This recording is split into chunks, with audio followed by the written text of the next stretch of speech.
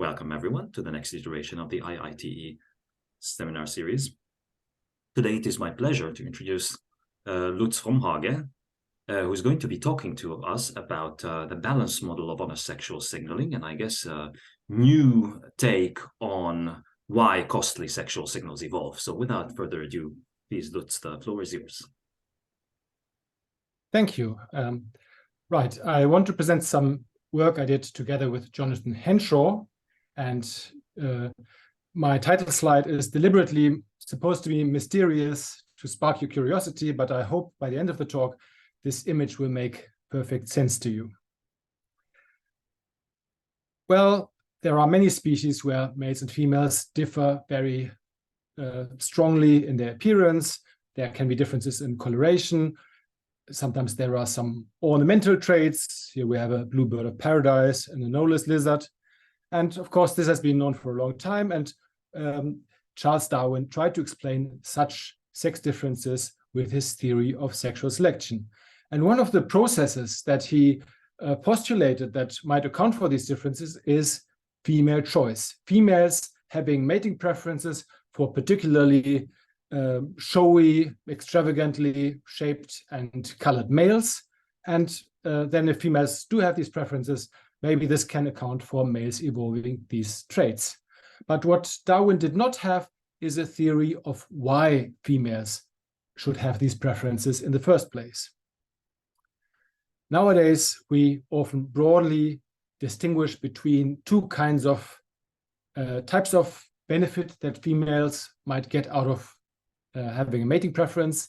There can be heritable or genetic benefits to the female from being choosy, or there can be non-heritable benefits. Non-heritable benefits are very easy to understand and uncontroversial. For example, some males could have a better territory or could provide a better food gift or something like that, and then females would have a direct benefit from choosing that kind of male. But much more theoretically difficult and perhaps interesting are the heritable benefits. And here the rough idea is that females might, by choosing to mate with particular males, secure for their offspring particularly good genes, such as genes that encode enhanced viability and or attractiveness.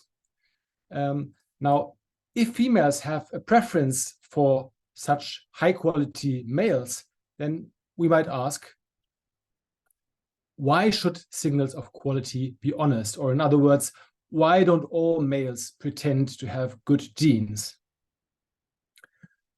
One prominent attempt to explain this, to answer this question, was proposed by Amos Zahavi in 1975, the so-called handicap hypothesis.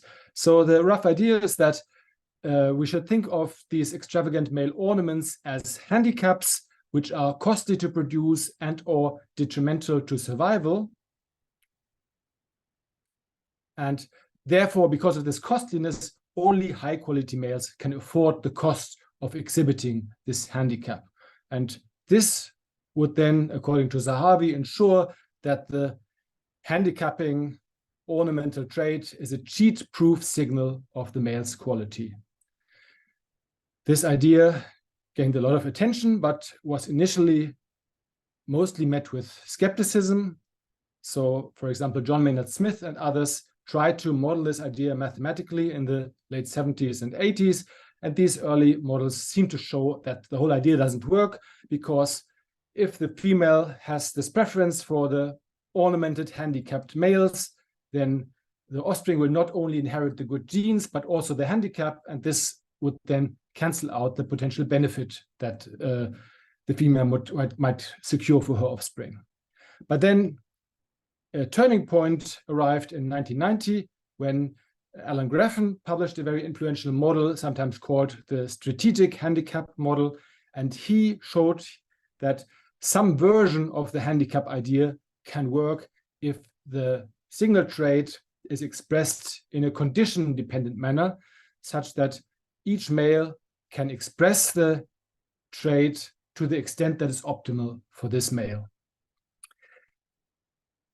Well, this was also gained a lot of attention, and many people interpreted this result as vindicating Zahavi's verbal arguments. But this did not end the controversy, because whereas Grafen's model was firmly grounded in standard evolutionary theory, Zahavi went on until his death in 2017 to claim that handicap selection is something profoundly different from normal sexual selection. He characterized it as selection for waste, not efficiency, and he wrote that ornaments evolve because they are costly, not in spite of it.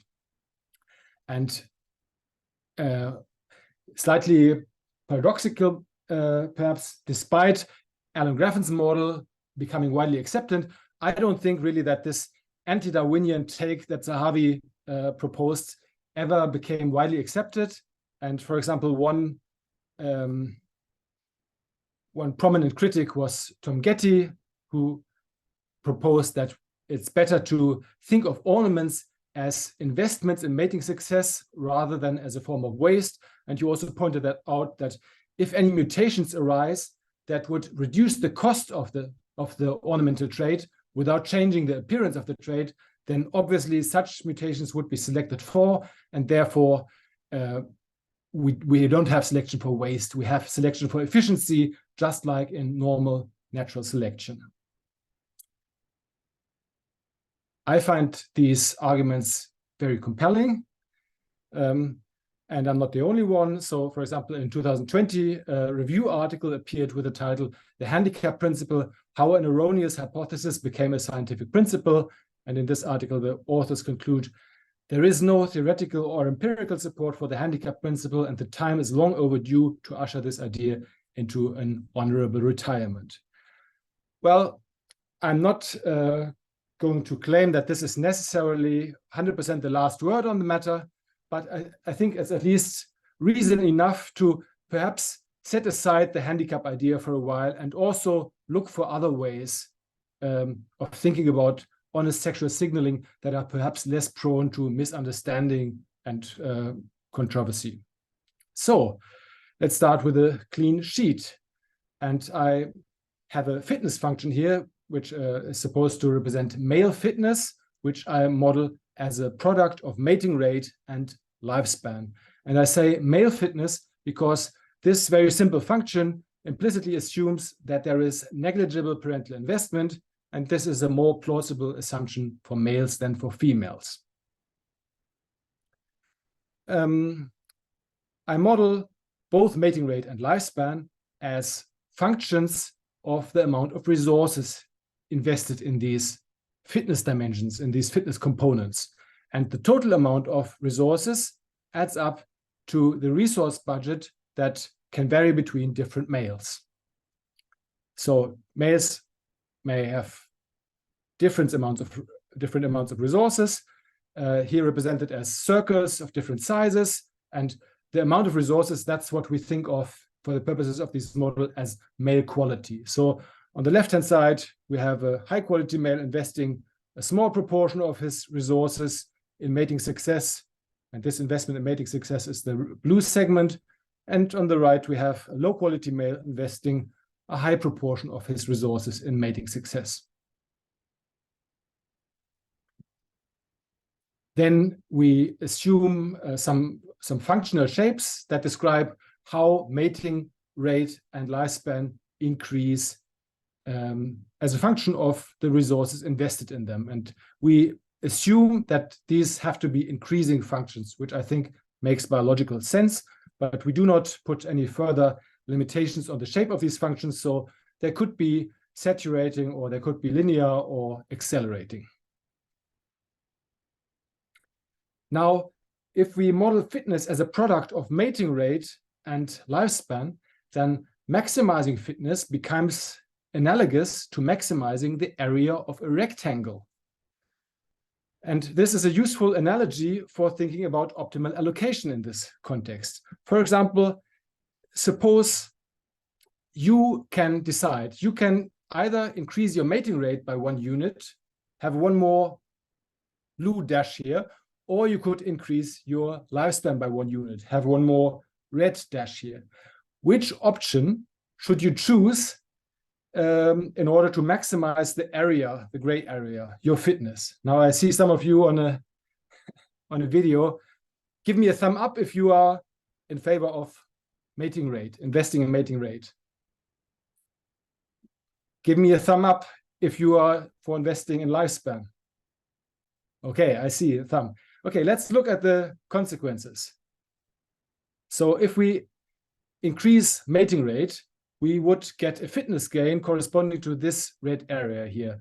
And if we invest in lifespan, we would get a fitness gain corresponding to this larger red area here. So in this case, the correct answer was to invest in lifespan. But more generally, the correct answer would be to invest in whatever fitness dimension is currently smaller. So I hope this gives you a bit of intuition now. And so the message is that the optimal allocation must be balanced in a certain way. And more precisely, it must be balanced such that the percent increase from investing a small additional amount of resources is the same for both fitness dimensions. And formally, we can express this by saying that the proportional derivatives of these lifespan and mating rate functions, they have to be the same. And we can think of these ratios as selection gradients that quantify the strength of selection for investing in lifespan and for investing in mating rate. And these selective forces, in a way, they have to be in equilibrium, they have to be equal for there not to be any selection to change one way or the other.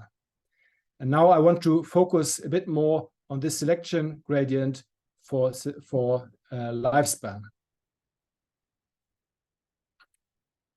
Now, if the investment, the amount of resources invested in lifespan increases, UL, then this L itself will increase. And because the L is in the denominator of this ratio here, then the ratio will decrease. So selection for lifespan will decrease as we invest more in lifespan. And as a rule, this suggests that it does not pay off to make large one-sided investments in lifespan.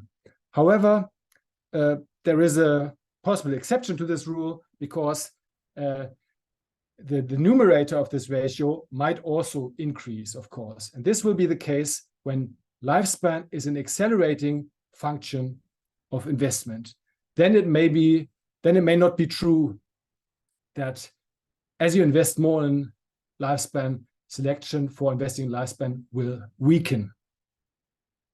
So this brings me already to our main result, which states that unless lifespan is an accelerating function of investment, the optimal investment in mating rate, and hence the signal strength, should strictly increase with quality. In other words, these are the conditions where we expect that signaling should be honest. Let's look at some examples. Here are again these functions that show how lifespan and mating rate might increase as we invest more in them, or as a male invests more in them. And then on the other, in the other graph here, I want to show possible trait combinations for males of different quality. For example, the blue line connects all the possible trait combinations of a low quality male, depending on how he allocates his resources. If he invests everything in mating rate, this will be his mating rate and lifespan will be 0. If he invests everything in lifespan, this will be his lifespan and mating rate will be 0, and anything in between is possible. And then the red line is the same for a medium quality male, and the yellow line is the same for a high quality male.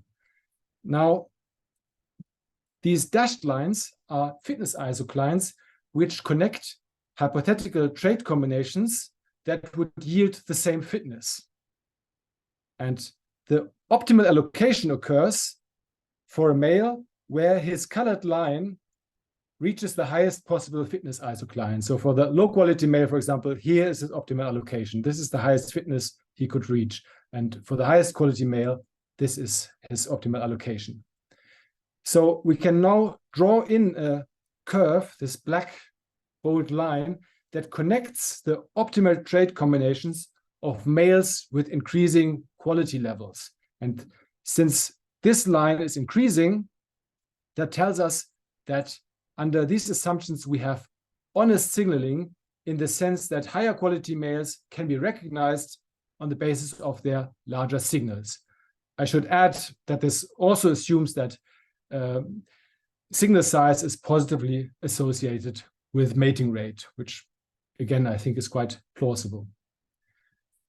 So let me also look at the exception I mentioned earlier. What if lifespan is an accelerating function of investment? Now, first, let's see what's the effect of on the possible trait combinations. Now we see that the yellow line stretches way over here to the right. And this means that the high quality males are able to reach much higher lifespan than the other males, provided that they allocate their resources accordingly. And now if we add the fitness isoclines again, now if it would work, yeah.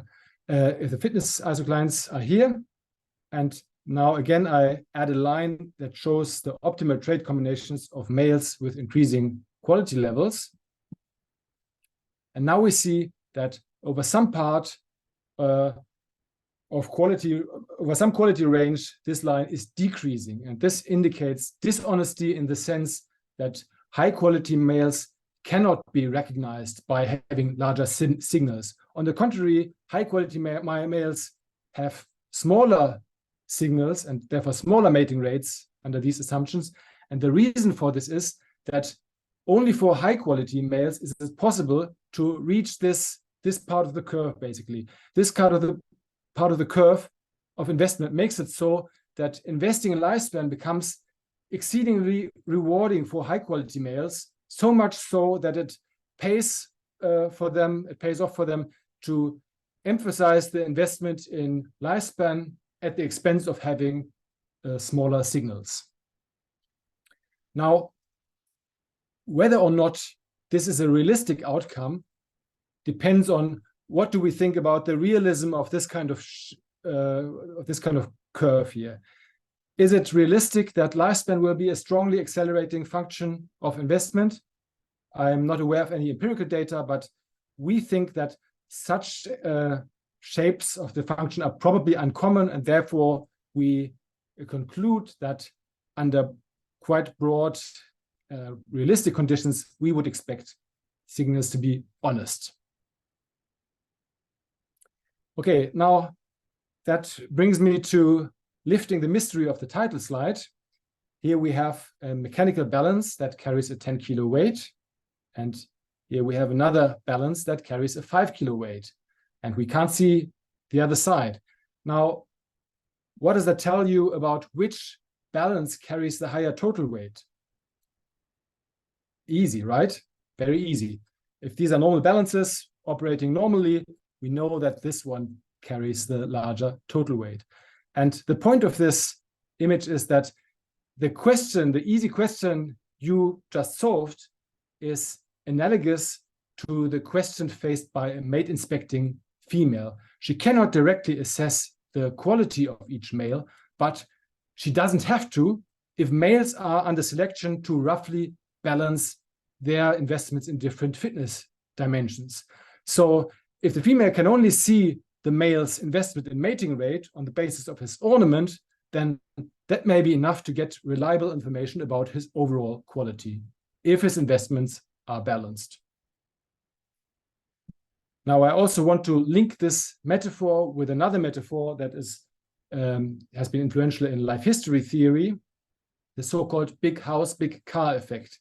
So this is a metaphorical explanation for positive correlations between life history traits that are involved in trade-offs. And because of when there's a trade-off, often the first expectation is that any traits that are traded off with each other, they should show negative correlation. But quite commonly in life history studies, one does not find these negative correlations. Instead, one may find positive correlations.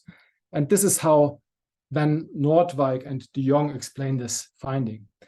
If the budget is fixed, people spending more on housing should spend less on cars. In fact, the amount of expendable income is variable, and in many situations, positive correlations are observed between the per family expenses on housing and cars. Of course, there's nothing that can stop me, if I so choose, to try to give an exaggerated impression of my wealth by investing all my money in buying a big car. But if such unbalanced investment decisions are ultimately self-defeating, then it may be the case that just by paying attention to the size of the car, one can get reliable information about a person's total wealth. And I hope you see the analogy with the signaling. Yeah, it's a bit similar. Okay, long story short, we suggest that on signals can arise quite naturally under broad conditions from a need for males to balance their investments in different fitness components, in particular mating rate and lifespan. And with this, I want to thank my co-author, John O'Henshaw, who is really brilliant. And I was probably quite fast, but that's all I have. But I'm happy to take your questions. Thank you so much, Lutz. And if anyone has any questions, as usual, just raise your hand in the participant list and I will call on you. Yes, Eva, please go ahead. Well, thank you. This was a very clear talk. But what I don't really see is that you seem to equate good genes with lots of resources. But good genes can have other good effects. So I think you assume that longevity is determined by the investment into longevity according to the same function for all genotypes. But for example, good genes can have a direct effect on longevity without investing anything. So isn't this framework a little bit too narrow in this sense? There was a little bit in there that I didn't quite get acoustically, but I mean, of course, we don't, well, you're right, that we don't assume different functions for different genotypes. That's right. Well, yeah, I mean, of course, we assume that good genes manifest in having more resources, but I think it's not so implausible. I mean, you don't have to, for example, some kind of good genes that you could think of that are not explicitly mentioned here are genes for immunity that make you immune to some parasites or something like that. Yes. This is quite common. So if you get infected, then you have to fight the infection. And effectively, that is taking away some of the resources that otherwise you could have invested either in lifespan or in getting a better signal, investing in mating rate. So in that sense, it's we assume that good genes are kind of, they affect the size of the budget that you can allocate between these two fitness dimensions that we focus on explicitly. And this could happen through different mechanisms. It could happen through, for example, having good genes being better at foraging, therefore actually getting more resources in. It could also be that somehow it makes your whole metabolism more efficient. And so maybe you take the same amount of resources in, but you can use it in a better way. And one particular mechanism that might lead to like a drainage or loss of resources would be having to deal with parasites and illnesses that you might not have to deal with if you have the good genes that make you immune to those.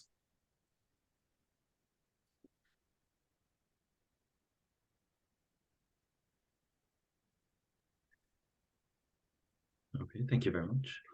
Colin, please go ahead. Yeah, awesome talk. I was kind of curious. So when we looked at your plots where you were creating your optimal trait combinations, it looked like there's the potential for your sort of at a fixed quality, the optimal trade-off for those to have complex shapes. And so it seems like you have the potential for bifurcations in your optimal trait combinations where the isocline sort of initially intersects at more than one point. And I guess I was curious if you've explored the situations that would lead to that. No, not in detail. No, sorry.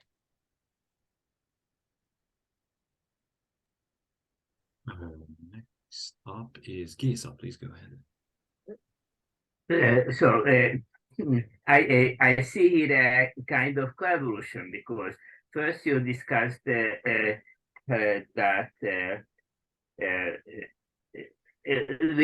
first you assume that larger ornament leads to larger mating frequency. Then you explain this in the female side, because if you have a larger ornament, it reflects you are a stronger person, because you showed that they are connected, but they are connected just because you assume that larger ornament attract the females.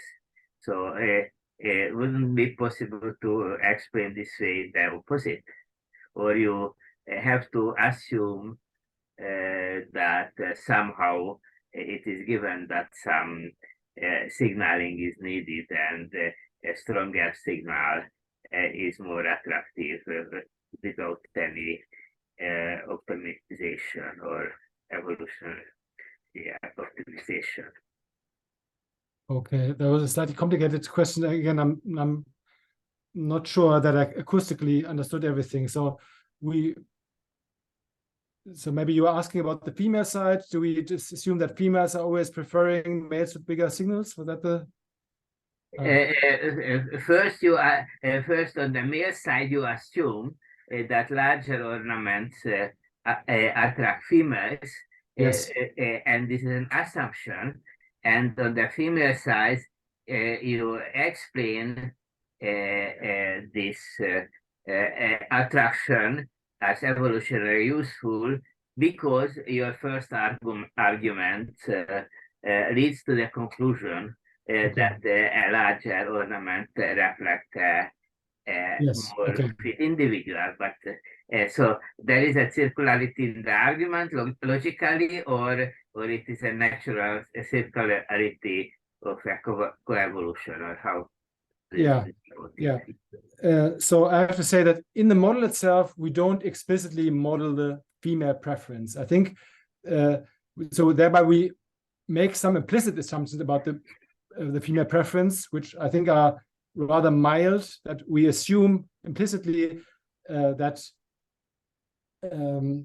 bigger signals lead to higher mating rates, and of course that doesn't have to be so. It's only well, depends on what the females are doing, but yeah. So this is what we assume implicitly about females, and then we look at what the optimal allocation is for males and what result comes out of it, and then of course, if out of the modeling the male side of the problem, the result is that the male signal will be honest, then in a way it is giving some justification for making this assumption in the first place, that the female's preferences are such that males with bigger signals will get more matings, higher mating rates. So maybe you can call that a circularity, but well, it's I don't know, it's an interdependence, and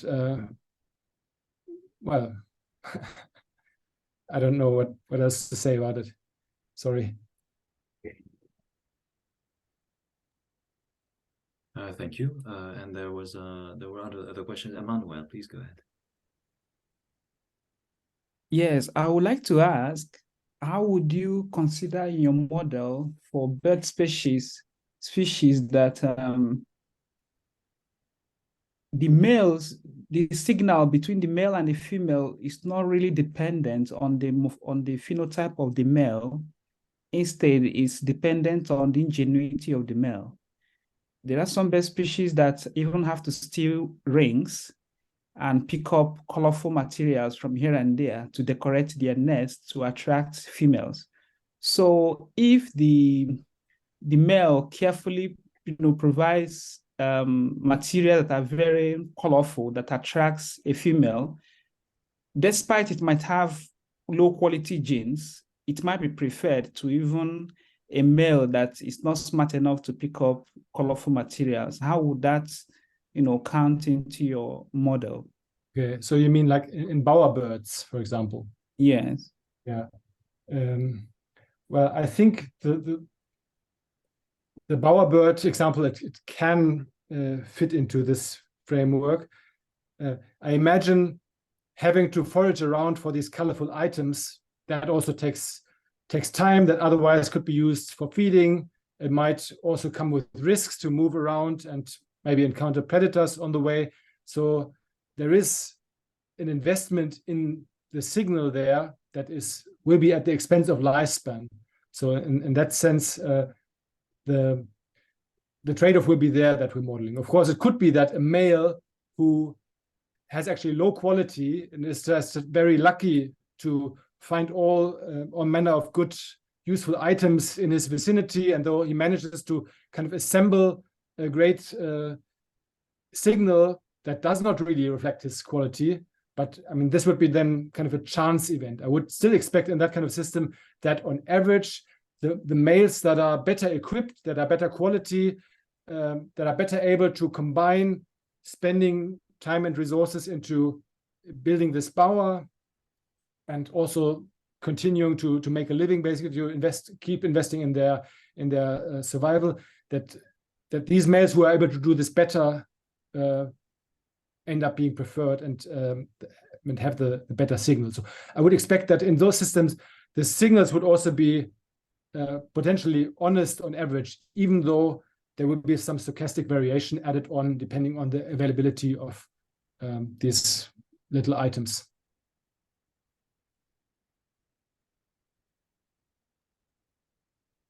Thank you so much. Eva, please go ahead.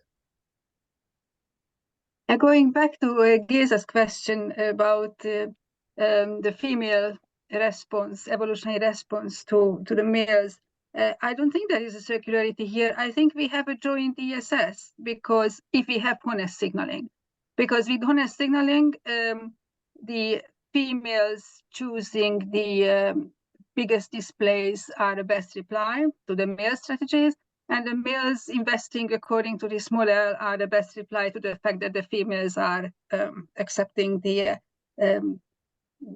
biggest signals. But yes, what I do worry about is that counterintuitive example you showed last, that when the signaling is not honest, then of course the female should evolve away from accepting the largest signals. Yes, that's right, yeah. Yep, thanks for that. And Jonas, please go ahead.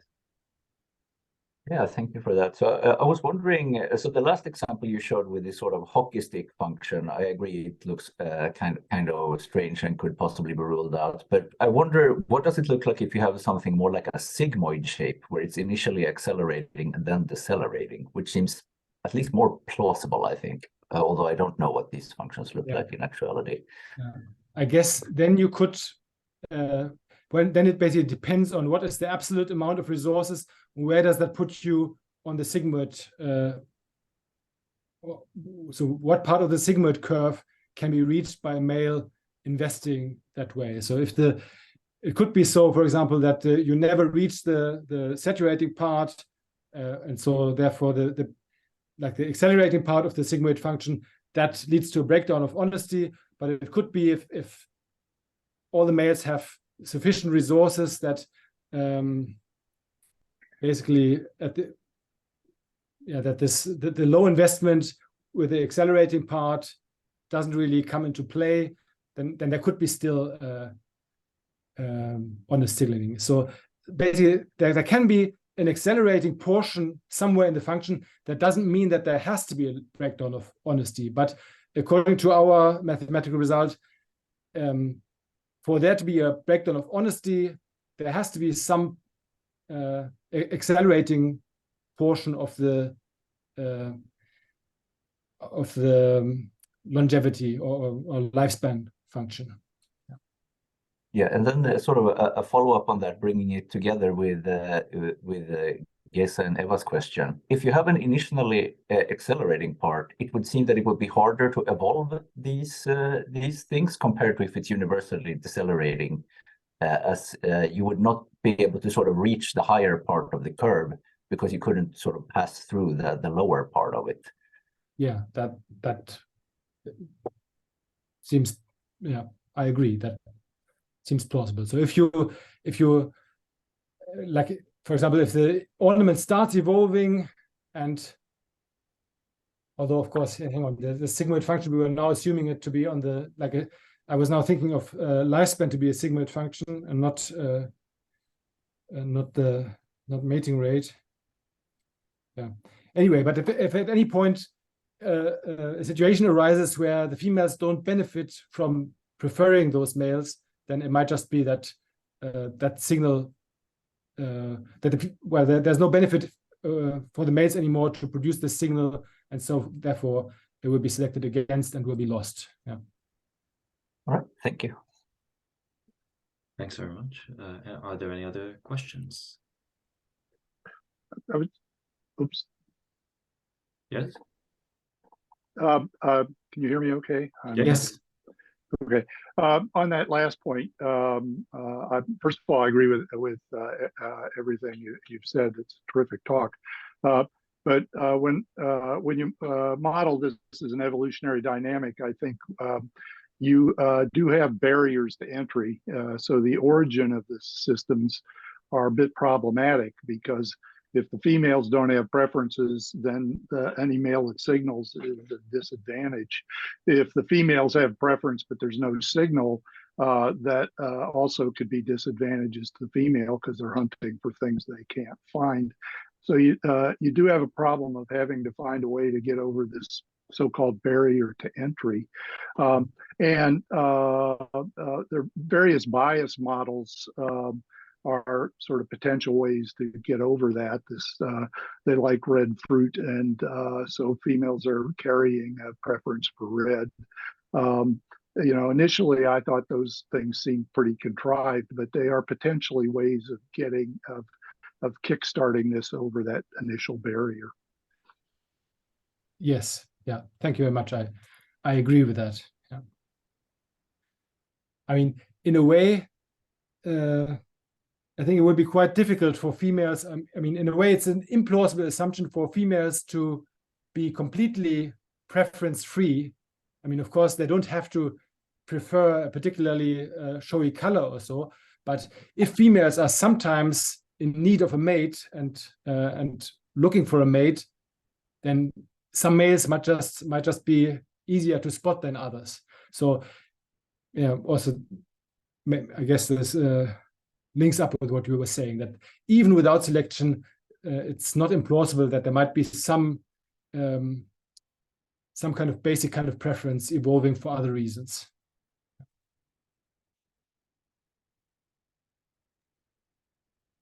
Thank you.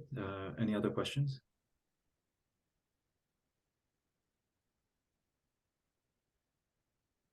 People are thinking I might ask a question.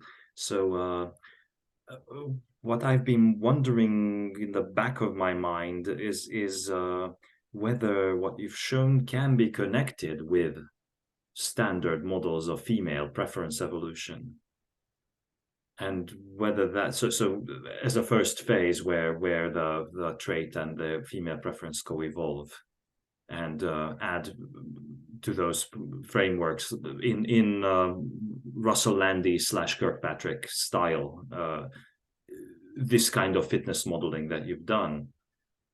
And that's one thing I'm wondering about. And the other thing I'm wondering about, although I haven't thought that through at all, so this is just random stuff, is if you get a situation where you have a co-evolution, and say in the females you have a strong evolution for some sort of trait preference, at that point could you evolve dishonesty, banking on the fact that the females now will always choose males with a given trait? Yeah. Well, I haven't done any modeling of female preference evolution, so I can't really say much about the first part, and about the second part. Well,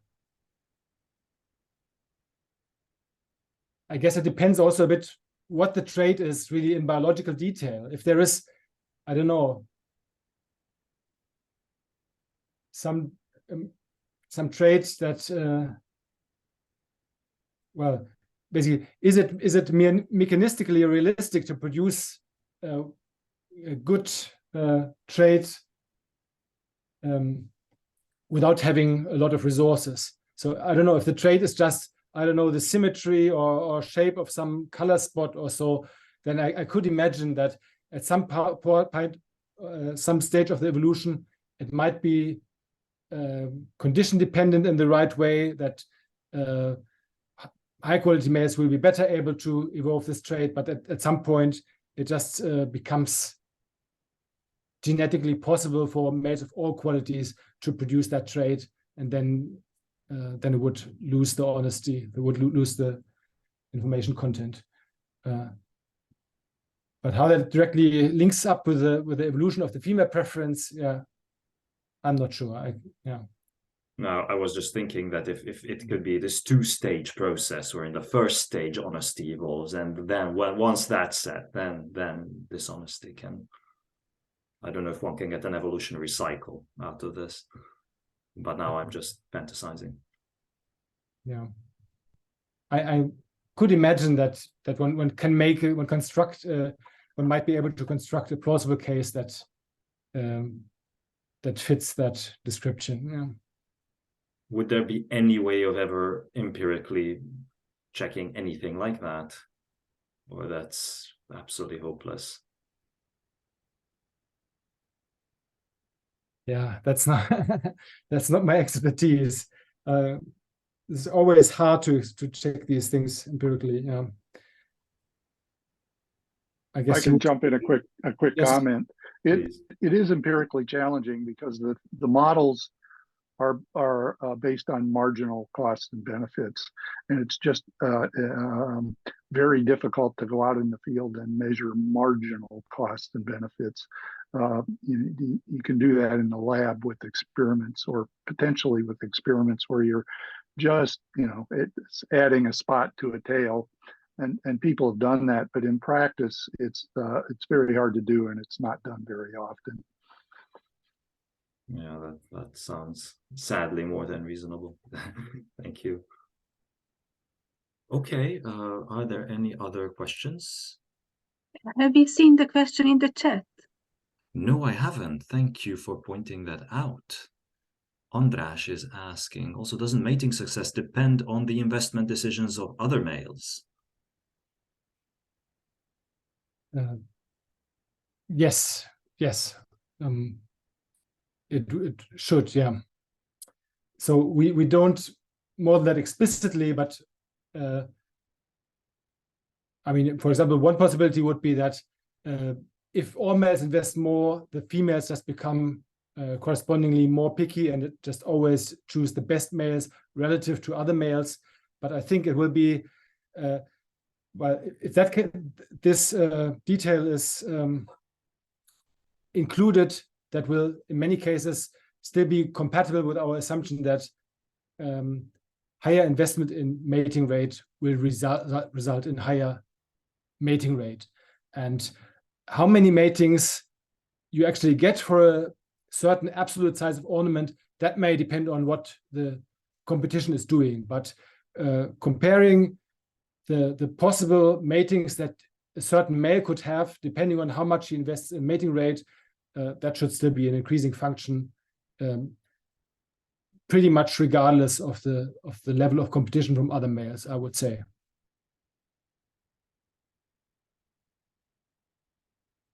Now, Eva has another question. No, actually, I disagree on this last point. There is a big difference between the advantage of being big and the advantage of being bigger than others. So with being big, you can just find an optimal strategy. That's what you are doing now. Find with this fitness isoclines, find the best combination of investment here and there. It's optimization. But with the advantage of in being bigger, that would be asymmetric competition, and that can drive evolutionary branching, coexistence, everything. Okay, thank you. Thanks. Are there any other further questions or comments?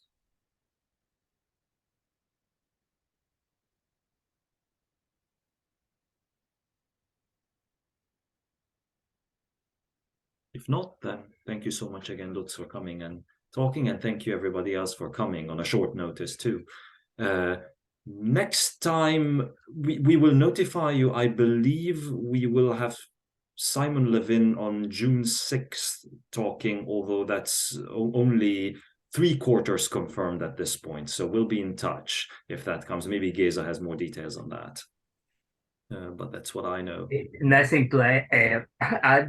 Simon will speak on June 6th. Yes. Yes, and that's all.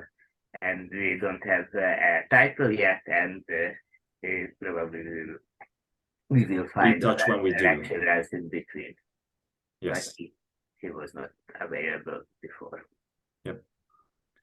So again, thank you so much, and have a good rest of your day, and see you next time. Bye, everyone. Bye-bye. Bye-bye. So